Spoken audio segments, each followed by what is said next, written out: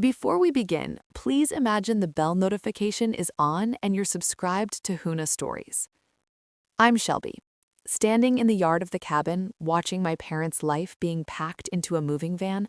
I realized that everything was finally about to change. The driveway was filled with cardboard boxes, and my dad's RV was parked crookedly on the grass. Inside, the once cozy home now looked like a place being abandoned. My mom, with red-rimmed eyes, was wrapping plates at the kitchen table. My dad was struggling with a bookcase in the hallway. They didn't notice me at first. When my mom finally looked up and saw me, she froze, and my name slipped from her lips in a shaky breath. It all started when I lost my job at a tech startup in Seattle. I was 29, and I thought my family would be there for me, but I was so wrong. My sister, Lily, decided to take matters into her own hands. She paid my landlord $1,500 to end my lease early, thinking it would teach me a lesson. I remember the day my manager told me it was a restructuring. I put on a brave face, packed my things, and convinced myself it was just a temporary setback. That night, I called my parents, yearning for some words of comfort. Instead, my mom said, "Maybe this is what you need to finally become independent, Shelby. You've been drifting for too long." 2 days later, the landlord came to my door. He couldn't even look me in the eye as he told me about Lily's payment. I laughed, thinking it was a sick joke, but it wasn't. When I called Lily, she was already laughing on the other end. "Mom and Dad are tired of your failures," she sneered. I stuffed my belongings into trash bags and drove to a supermarket parking lot to sleep in my old Toyota. It was freezing, and every little sound made me jump awake. I felt so alone, like I'd been erased from my family's world. In the family group chat, while I was shivering in my car, Lily was sharing pictures of a beach resort in Hawaii she wanted to book. My mom was talking about which sunglasses would look good for the trip, and my dad was bragging about his new fishing boat business. Not a single message asking about me. That's when I remembered the cabin. My grandma, who was the kindest soul, left it to me in her will when she passed away 6 years ago.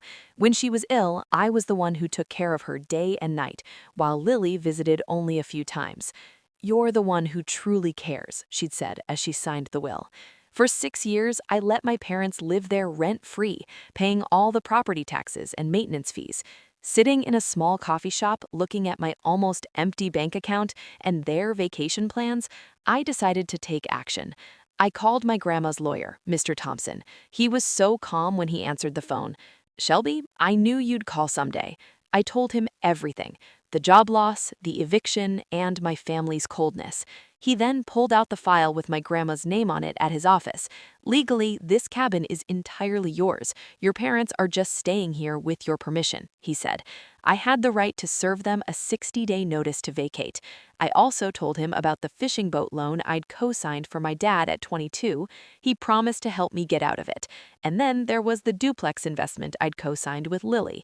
Mr. Thompson said if I stopped paying my share, it would affect her precious credit score. Over the next few weeks, my family started to feel the pressure. My dad's business partner called me angry that the bank was reviewing the boat loan. My mom asked to meet at a park. She pleaded for me to slow things down, but I reminded her of what they'd done to me. Lily cornered me at a mall parking lot, screaming about how my actions were ruining her credit. As the 60-day period was almost up, I came to the cabin. My dad tried to explain that they lost a big fishing trip contract because of the loan review. My mom said they were moving to a small apartment and that they were too old to start over. Lily complained about her rent increase and the canceled luxury car order. They said they took it too far, but they still didn't seem to understand. I told them it wasn't about punishment. It was about setting boundaries.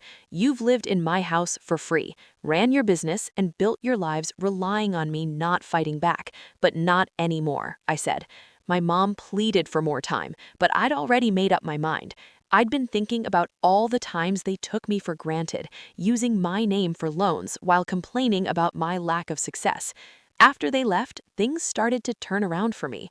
I got a job offer from a local software company with a good salary and stock options, and Mr. Thompson told me that one of my dad's competitors bought out my position in the boat loan, and I got a payout of $35,000. I used the money to fix up the cabin and clear my share of the duplex debt. My family still reached out sometimes, but it was always about what they'd lost, not about what they'd done to me. I realized that they weren't sorry for hurting me. They were only sorry that I finally stood up for myself. Sitting on the cabin porch now, I know that I don't owe them anything. Love should be based on respect, and I'm finally living life on my own terms.